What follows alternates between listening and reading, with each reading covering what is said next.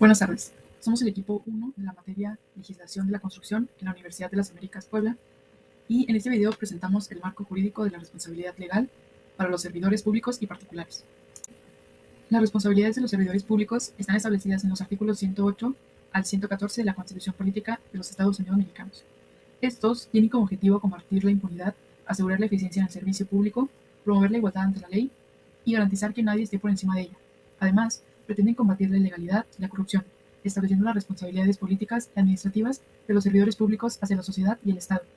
El sistema de responsabilidades de los servidores públicos se divide en 4 categorías: civil, penal, política y administrativa, y cada una de ellas se sigue de manera independiente con el fin de proteger la legalidad, la honestidad, lealtad, imparcialidad, economía y eficacia en el servicio en beneficio de la sociedad. Para poder hablar de las responsabilidades de los servidores públicos, primero debemos de conocer su concepto.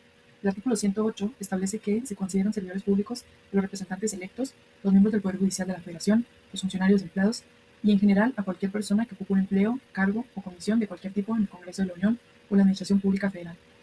También se incluye a los servidores públicos de los organismos a los que esta Constitución les concede autonomía, quienes serán responsables por los actos u omisiones cometidos en el ejercicio de sus funciones. Primero hablaremos de la responsabilidad política. Podrán ser sujetos de juicio político los servidores públicos que incurran en actos u omisiones que redunden en perjuicio de los intereses públicos fundamentales o de su buen despacho.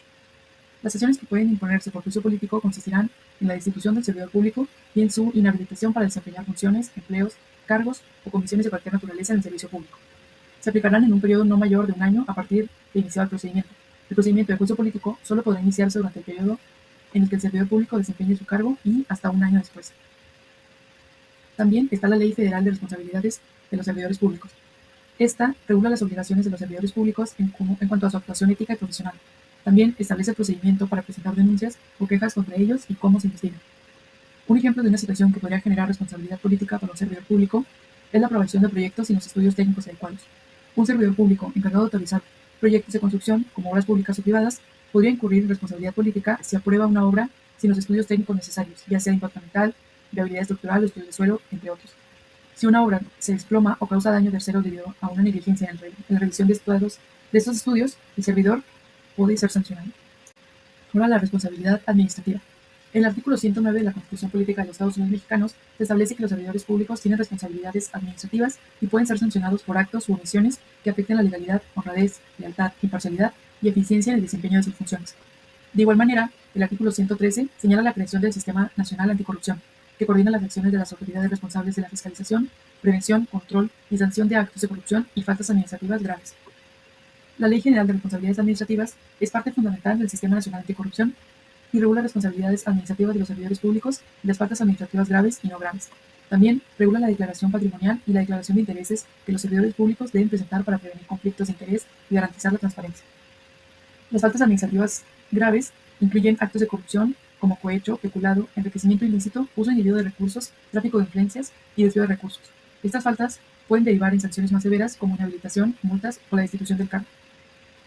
Y las faltas administrativas no graves son aquellas relacionadas con el incumplimiento de principios y obligaciones que no tienen un impacto significativo en los recursos públicos o los derechos de las personas, como el incumplimiento horario, uso indebido de bienes públicos, entre otros. Las sanciones para los servidores públicos por faltas administrativas pueden ser amonestación, suspensión del empleo o cargo, destitución del puesto, inhabilitación temporal o definitiva para desempeñar cargos públicos, sanciones económicas en el caso de daño al patrimonio público o enriquecimiento ilícito. Por último, un ejemplo de una situación en que los servidores públicos pueden incurrir en responsabilidad administrativa es el conflicto de intereses en la adjudicación de contratos. Un servidor público que participa en la adjudicación de contratos para obras públicas puede incurrir en responsabilidad administrativa si no se abstiene de intervenir en un proceso de contratación en el que tiene un interés personal o familiar. Por ejemplo, si adjudica un contrato de construcción a una empresa de la que es socio, en la que tiene familiares directos trabajando, sin declararlo, estaría incurriendo en un conflicto de intereses y podría ser sancionado. Responsabilidad penal. A excepción de los servidores públicos que gozan de fuero constitucional, la responsabilidad penal es equivalente a la sanción para cualquier particular, pero además de la pena de prisión se agregaría la destitución e inhabilitación del cargo público. El artículo 111 de la Constitución regula el proceso de desafuero, que es necesario para proceder penalmente contra algunos servidores públicos, como el presidente, diputados, senadores, gobernadores, entre otros, quienes gozan de inmunidad procesal mientras ejercen sus cargos. El Código Penal Federal contiene un capítulo específico para los delitos cometidos por servidores públicos y define las conductas que constituyen delitos, las sanciones correspondientes y los procedimientos judiciales. Algunos de los delitos más comunes de los servidores públicos incluyen peculado, cohecho, enriquecimiento ilícito, abuso de autoridad, ejercicio indebido, del servicio público, tráfico de influencias y desvío de recursos públicos.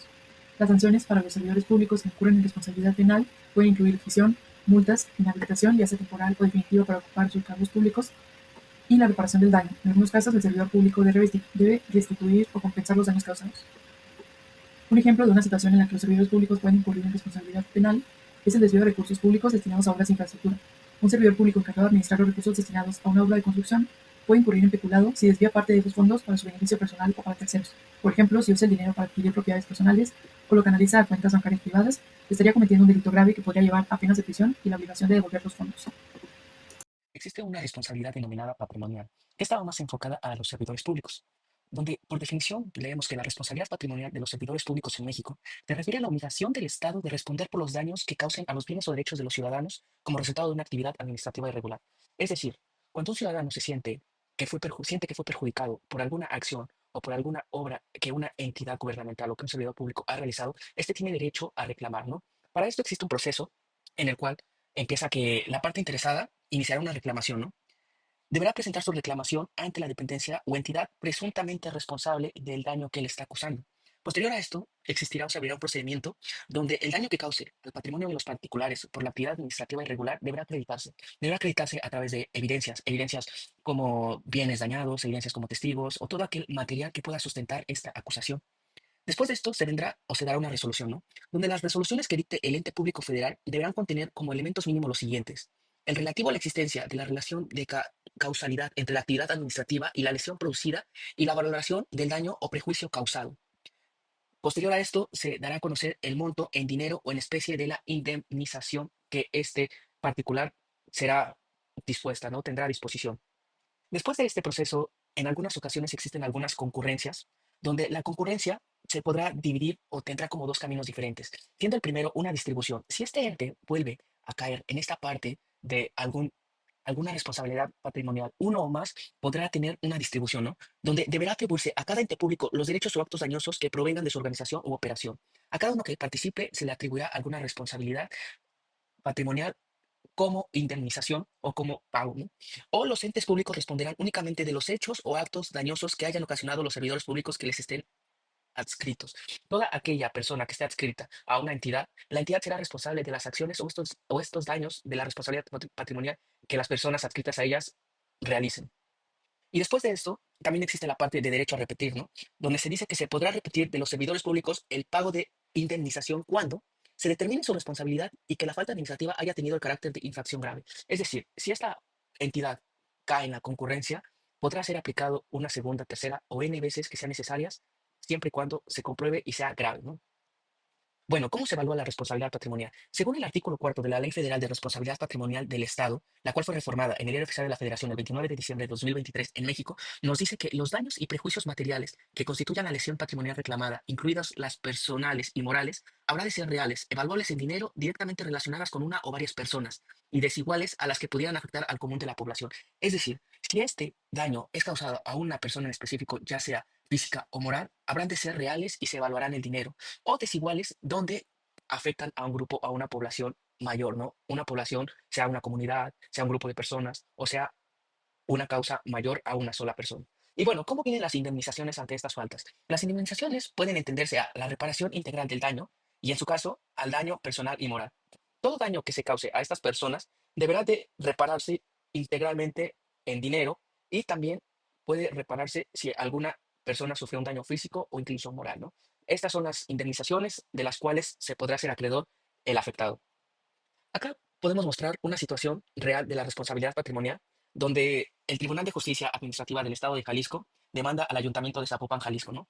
Y acá nos ponen los datos y toda esta parte, donde esta demanda o este juicio se abre debido a que una persona acudió a un centro comercial eh, y este centro comercial estaba inundado debido a las lluvias extremas, a las inundaciones y al estar estacionado dentro del centro comercial, este auto de este afectado se dañó y él estaba acusando precisamente porque él decía que como el ayuntamiento había dado una licencia para construir a la plaza comercial en un lugar donde era común las inundaciones, en un lugar donde estaba en una zona que formaba parte de este municipio, el cual era famoso por constantes inundaciones, por no tener un buen desagüe, por la lluvia y todo esto, ¿no?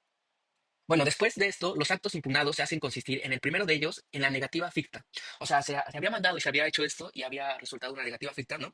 Ya que 2 meses no se tuvo respuesta de la petición del requerimiento del pago que estaba siendo solicitado por el afectado, ¿no? Ante la sede administrativa por los daños causados a su vehículo, ¿no? Bueno, se abrió el juicio de todo esto y así, y desgraciadamente para el afectado no pudo demostrar lo suficiente como para que fuera indemnizado con el monto que él solicitaba, y el ayuntamiento a través de artículos o a través de todo esto presentó formas y pudo demostrar que no había sido como totalmente culpable de esto, y después de esto cerró el caso y pues ya no tuvo más solución, ¿ok? Esta fue como la parte de la responsabilidad patrimonial.